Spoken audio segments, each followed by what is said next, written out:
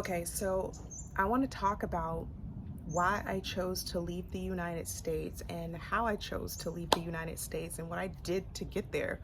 And a big part of why I left the United States was because I was so tired of being burnt out and overworked. And I had reached this point in my life where I felt I had lived all of my dreams that I had set forth for myself since I was a little girl. And now I was looking for what's the next adventure? What's the next opportunity? What have I not done yet that I really want to do? And that was to travel parts of the world and go to some of my favorite spaces. So in 2022, I decided to sell all of my stuff, my car, my furniture, my everything in my apartment, put some of my books in storage, and head out to Mexico. I started off in the central part of Mexico, going to Tepoztlan and Tres de Mayo and Mexico City, and then found my way to living in Puerto Morelos, which is on the Caribbean side of the Yucatan in Mexico. And I did that for a year. What I discovered about myself was that I'm a slow traveler. I do not like to get up and just bounce around and go different places every few weeks. I like to sit and absorb in the culture and feel enriched. So you may be also one of those kinds of people too. I love connections with other people. I love deep, authentic, intimate connections. And so bouncing around and going from place to place didn't feel right in my nervous system. So this is something that I learned about myself in the travels. And by that time, we were still post-pandemic and I was not vaccinated. So I was waiting to go to Thailand because Thailand had been my dream. Indonesia had been my dream, but I couldn't get over there because you had to be injected in order to get to these places. So I had to wait. I was not going to go over there and be in quarantine. That was like not what I was going to do. So by the time I ended up finding my home base in Puerto Morelos, Thailand had opened up and so did Indonesia, and you didn't have to be stabbed. So I was like, perfect, that'll be the next place I go. So I stayed for a year, then 2023 came around and I finally was ready. I said, okay, it's time to go to Thailand, let's get it. I had seen it in a vision many, many years ago alongside of Indonesia. And I've always, since I was a teenager, really loved the Asian diaspora and have wanted to travel to India, Sri Lanka, Malaysia, Cambodia, Laos, all these different places. And now I get a chance to do all of those different things. And so I found my way to being here in Chiang Mai and traveling to different places like Pai and going to Bali in Indonesia and all these beautiful places. Now, one of the things that I did to prepare for my journey to travel overseas was, like I said, I sold my stuff. I sold my car. The money that I got from my car had equity in it, so I was able to get almost as much as I paid for it. And that was the most beautiful thing. So I had this chunk of cash with me that I was able to keep in my savings and use as my backup plan. You don't have to do that, okay? You don't have to have a backup plan, but you do need to have money. So know where your money is coming from. The way that I make money, I'm a psychotherapist. I do therapy online, so I'm able to see my clients wherever I am in the world, and also and I also do a lot of coaching and consulting too, and speaking. So these are some of the things that I do to make my money. And that has allowed me to be wherever I want to be, whenever I want to be, and I have my own business. Now, if you are somebody who does not have your own business, see if you can get a remote job, see if you can work on overseas. A lot of people have told their bosses and everything that they're going to be over in a different country, and the only thing that they need to shift is the tax bracket for the way that their money comes in. So just check with your HR department if you are not naturally remote, but you do work at home and you don't have to be in an office. My thing is, you don't have to save money in order to travel, but you do need to know how to earn and make consistent money so that wherever you are, you're not stuck in the world. And have a backup plan for finances. So have a credit card, have your debit cards, have at least 2 bank accounts just in case one gets frozen or a card gets seized. That's happened to me while I'm over here. I had some fraudulent activity on one of my bank accounts, and I was really glad to have another bank account to pull money from. So all I had to do was switch money around, and then by the time I got back to the United States, I was able to reactivate my card because they couldn't mail it to me, because they had to verify my identity. So these are some of the things to consider. Now, when it comes to getting your phone together and making sure you keep your phone calls, check with your phone provider plan. I have AT&T. AT&T charges a guap for services out here in Thailand. It depends on the country that you're going to. They covered me in Mexico, but they charge extra for me to be out here in the southeast part of Asia.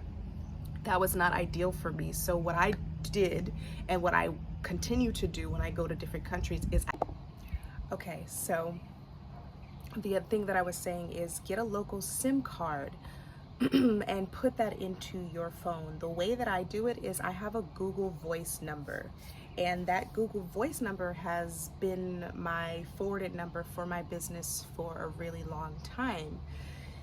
I would encourage you to get a Google Voice number. It's free. Now, the reason I say use a Google Voice number, because I use that particular number to talk to things like my WhatsApp and I use that as my phone number. My United States phone number that I had with AT&T, I don't have access to, I don't use. But if you want to keep that number because you need to have it for reasons, then check with your phone provider. But I haven't found a way to make that talk if I was trying to be over here and not spend a lot of money on a phone bill. It doesn't make sense to me. It's so much more affordable to get the local SIM card and use the local network out here, because I get unlimited access and unlimited data for maybe $25 a month or less, depending on a deal. Sometimes I can get it for $10 a month or $17 a month. It just really depends. So not saying that's going to exist in all parts of the world, but out here where I am in Thailand, that's how it works for me. And I use a company called DTAC. They have all kinds of SIM card companies like AIS and DTAC and other places that are a little bit more popular. Whichever you choose, you can get it directly when you get off of the airline. And so that's what I do when I get into a new country, is I look for the ATM and I look for the SIM card stand. So even if I go to Indonesia or if I go to another country, I go straight to wherever the SIM card is. I look at the packages, I pay for the one that I want, and I always get an unlimited package, or get it because I use it as a hotspot. I use it for my work, I use it for streaming, I use it for everything. So I always get the unlimited package. That will last me. Even if I'm not staying in that country for an entire month, I go ahead and pay for it just to have access to it. If I can't get unlimited, then I'll just only pay for the however many days and just keep re-upping. But get a local SIM card when you get to another country, okay? If you're trying to, if you're going to a different country, you need to look at the visa requirements and what's needed to get into that country. Now, out here in Thailand, they just changed the rules. So now all you need to do is just fly into the country, and when you get to the airport, they're going to give you 60 days for visa. And then you have an additional 30 days that you can get just by being here. So technically you get to stay here for 90 days, which basically means after my 60 days are over, I'll go to the immigration office, stay over there for a few hours, get my visa for an additional 30 days. Then I have to leave the country and do what's called a visa run. That means I have to go to another country, and that's when I choose to go to Indonesia or a different country. And that allows me to explore other lands, because like I said, I'm a slow traveler. I don't like to get up and go somewhere every other weekend or every couple of months. It just doesn't make sense to me in my nervous system. So you get to do it how you want to do it. Now, if you are relocating and moving to a place like Thailand, then look at what it's going to require for you to live there comfortably. Here in Thailand, as a tourist, I can purchase condos, and that is my property. But if I get a business visa and develop a business, then I could purchase land. Or if I marry a Thai person, I could have land and a home. Like they have different requirements for what ownership you can have. And I'm not real versed in this department, but they have business visas, they have retirement visas, tourist visas, student visas. You can get whatever visa really applies to you. I am on a tourist visa. It is the least restricted for me because I don't mind going and coming every couple months, because it gives me the opportunity to leave the country and choose another experience and then come back to my beautiful home here in Thailand. So that is how I make this work. Now, things to consider is, especially if you have your bank account and you have mail coming to you, or you have accounts that you need your phone numbers for, I would suggest changing all of that before you leave. Don't wait until you get into another country to change it, because you might not have access to it. So whatever you can think of as best as you can, go ahead and start changing those phone numbers over to your Google Voice number. That way you can always have it. Now, the reason I think I'm going back and forth, but the reason I mentioned having a Google Voice number is simply because you can access that no matter where you are via Wi-Fi. You don't need a SIM card, and you don't need a phone plan to access your Google Voice. So you can always have people text you, call you, you can call out, things of that nature. And if for whatever reason I can't call out because stuff is happening, I can always call from my computer. That's the benefit of having a Google Voice number. Whenever I use a SIM card, I use the local phone number on that SIM card for phone calls in the country. This is really helpful if I'm going to the grocery store. I want to apply for a membership. They need my local phone number. So I have a Thailand phone number that I only use for business here in Thailand. So these are some of the things to consider. And it's really that simple for me. What it looked like was making sure I knew how to make money, and making sure I had a plan of action for a way of people to contact me, and for me to contact people in the United States.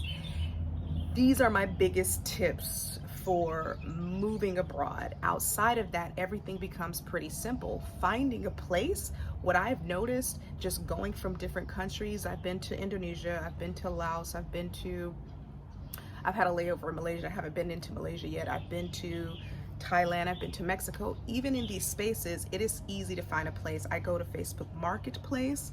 I use a website called agoda.com. You can use airbnb.com. Or you can ask people. You go into Facebook groups and WhatsApp groups, and these people know where places are.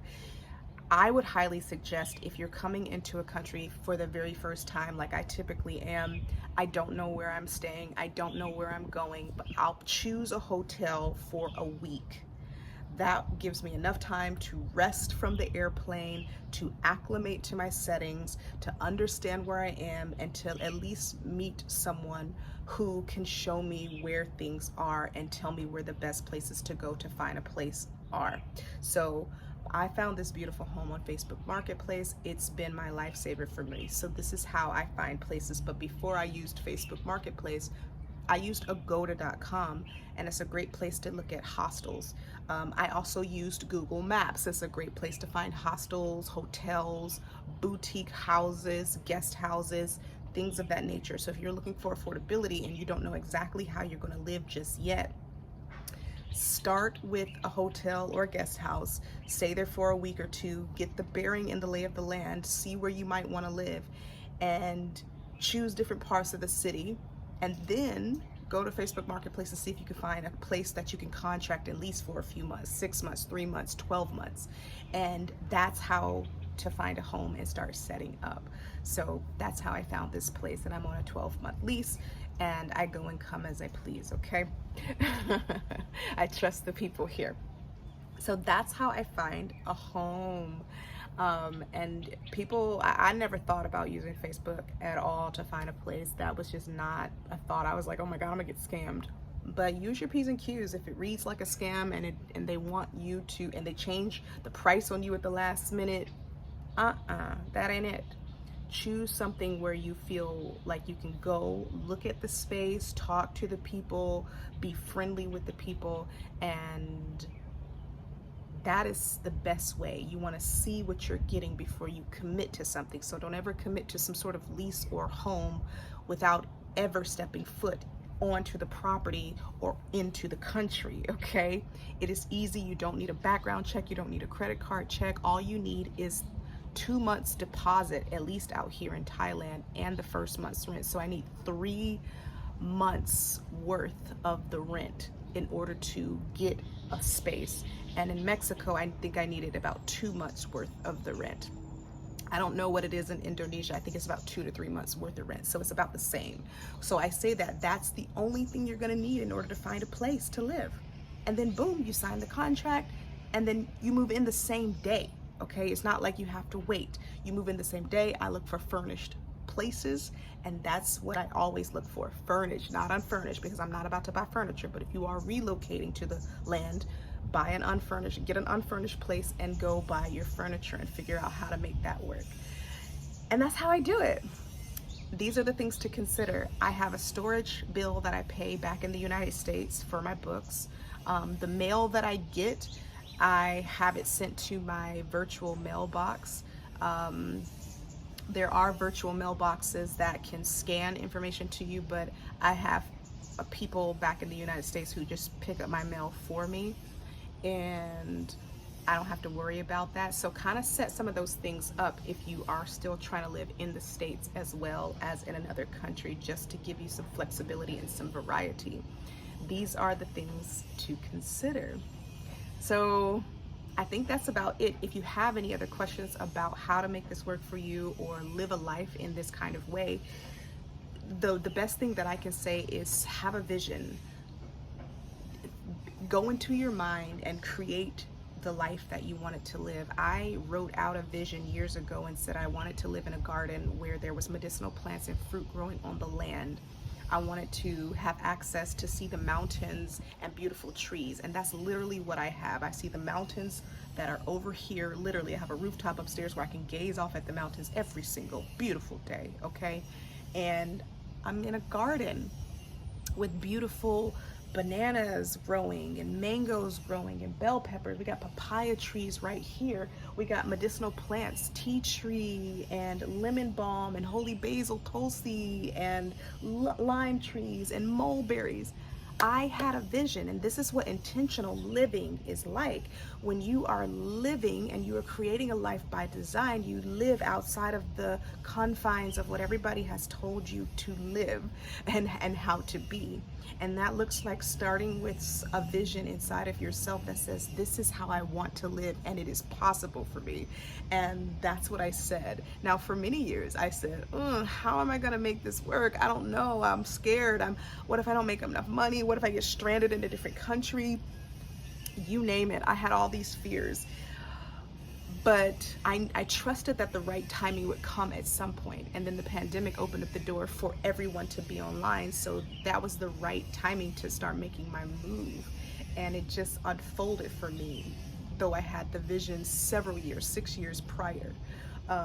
So start with the vision. Trust within yourself that if it doesn't happen right now, it will happen at some point. Go ahead and get the logistical things set up for yourself so that when it is time for you to live the life by your design and the creation of living wherever you want in the world, you have what you need. And by that, I mean money, okay? You're gonna need some money. Don't get over here without no money. Don't get over here without a financial plan of how to get the money. Don't come over here with just a savings. Come over here with the exact knowing of how you're going to earn money every moment of every day of your life that you want to live over here. I've seen it many times with multiple travelers where they just come and they live off of savings and they think they're just going to start a business. And while that works for some people, it does not work that way for everybody. And I'm not shitting on your dreams or poo-pooing on your dreams, but what I am saying is be practical about in creating a life for yourself. Make sure that your finances work for the life that you want, because that's going to give you affordability and accessibility to the things that you desire to do while you are living in a different country. So I hope that this supports you, wonderful soul. Keep thriving in your life, keep creating your life, keep living authentically, keep being beautiful, enjoy every moment of your experience. And if you choose to live out of the country and this video has helped you, please let me know in the comments down below. If you have any questions about any parts of my journey when it comes to holistic living and herbalism and nutrition and psychotherapy and women's health and things of that nature, just let me know and I'd be happy to make those videos for you. All right, peace.